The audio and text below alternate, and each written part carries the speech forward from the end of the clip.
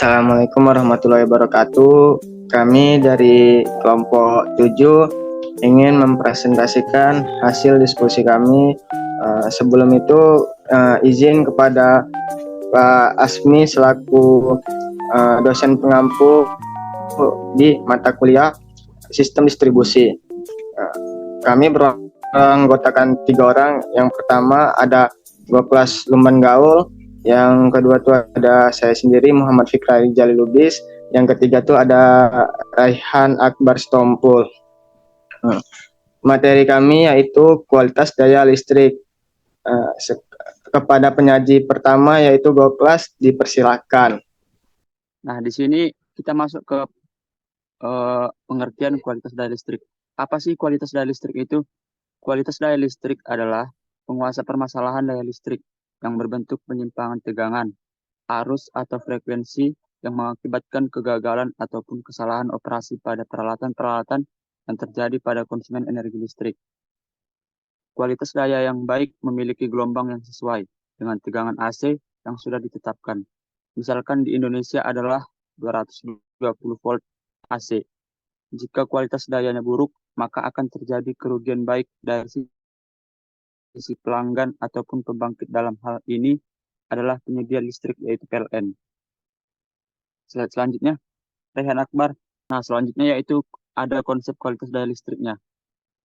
Terdapat 4 alasan utama mengapa para ahli dan praktisi di bidang tenaga listrik memberikan perhatian lebih pada isu kualitas daya listrik. Yaitu yang pertama, pertumbuhan beban-beban listrik dewasa ini bersifat lebih peka terhadap kualitas daya listrik seperti sistem kendali dengan berbasis pada mikroprosesor dan perangkat elektronika daya.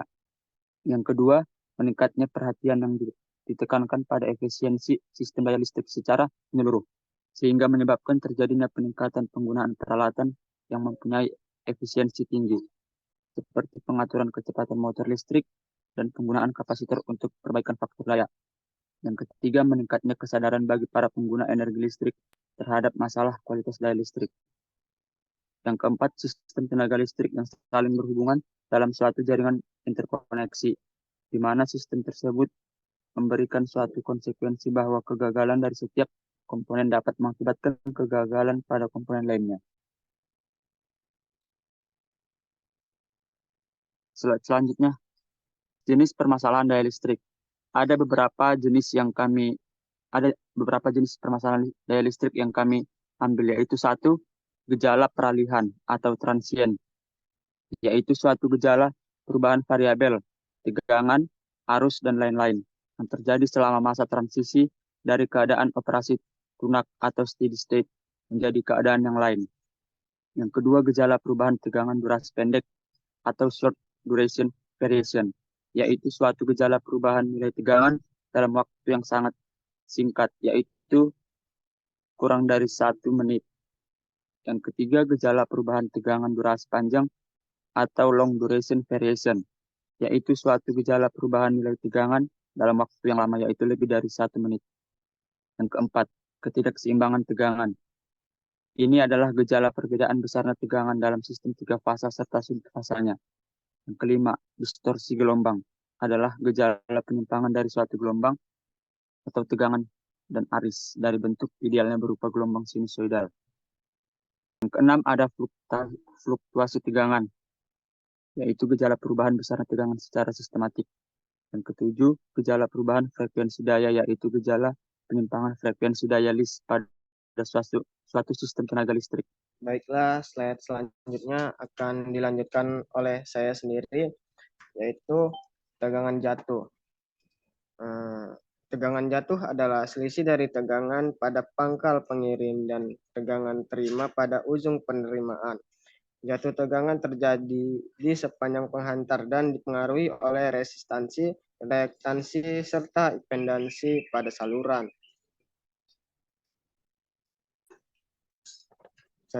Selanjutnya, Bar. Ini ada rugi daya. Rugi daya itu adalah besaran daya yang hilang pada suatu jaringan yang besarnya sama dengan daya yang disalurkan dari sumber yang dikurangi besarnya daya yang diterima.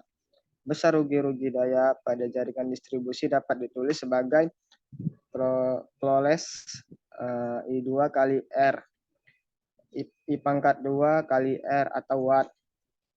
Untuk rugi daya pada jaringan 3 fasa dinyatakan oleh persamaan proses 3 kali I pangkat 2 kali R atau Watt. Dengan mengabaikan arus kapasitif pada saluran, maka arus di sepanjang kawat penghantar dapat dianggap sama dan besarnya adalah sama dengan arus pada ujung yang diterima. Selanjutnya, Bar. Yang di sini ada faktor daya. Faktor daya bisa dikatakan sebagai besar yang menunjukkan berapa besar efisien jaringan yang dimiliki dalam menyalurkan daya yang bisa dimanfaatkan. Faktor daya dibatasi dari 0 sampai dengan 1. Semakin tinggi faktor daya mendekati 1, artinya semakin banyak daya semu yang diberikan sumber bisa dimanfaatkan dari sejumlah daya yang sama. Berdasarkan SPLN 70 sampai 1, besar faktor daya adalah besar sama dengan 0,85. Oke, selanjutnya dilanjutkan oleh Rehan Akbar Sitompul. Keandalan sistem distribusi. Keandalan merupakan tingkat keberhasilan kinerja suatu sistem atau bagian dari sistem untuk dapat memberikan hasil yang lebih baik pada periode waktu dan dalam kondisi operasi tertentu. Untuk dapat menentukan tingkat keandalan dari suatu sistem, harus diadakan pemeriksaan dengan cara melalui perhitungan maupun analisa terhadap tingkat keberhasilan kinerja atau operasi dari sistem yang ditinjau pada periode tertentu, kemudian membandingkannya dengan standar yang ditetapkan sebelumnya. Sistem distribusi harus dipertimbangkan dari segi keandalan ataupun pemodelan keandalan dibandingkan sistem pembangkit. Hal ini dikarenakan biaya investasi yang besar pada sistem pembangkit dan kegagalan pada pembangkit dapat menyebabkan dampak bencana yang sangat luas untuk kehidupan manusia dan lingkungan. Indeks keandalan sistem distribusi SAIFI, System Average Interruption Frequency Index, menginformasikan tentang frekuensi pemadaman rata-rata untuk tiap konsumen dalam kurun waktu setahun pada suatu area yang dievaluasi yang disebabkan oleh sustained interruption.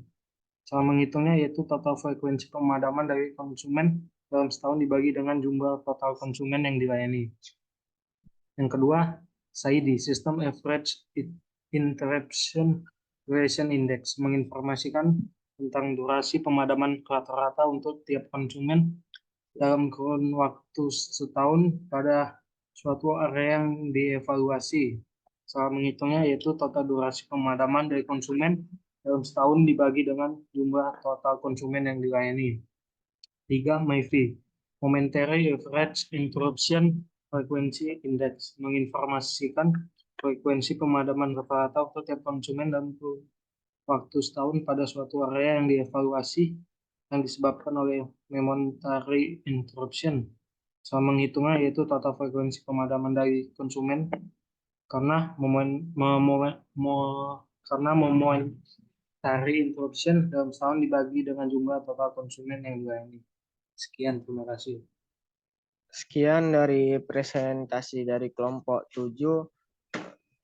Bila dari kelompok kami ada salah kata, kami mohon maaf. Assalamualaikum warahmatullahi wabarakatuh.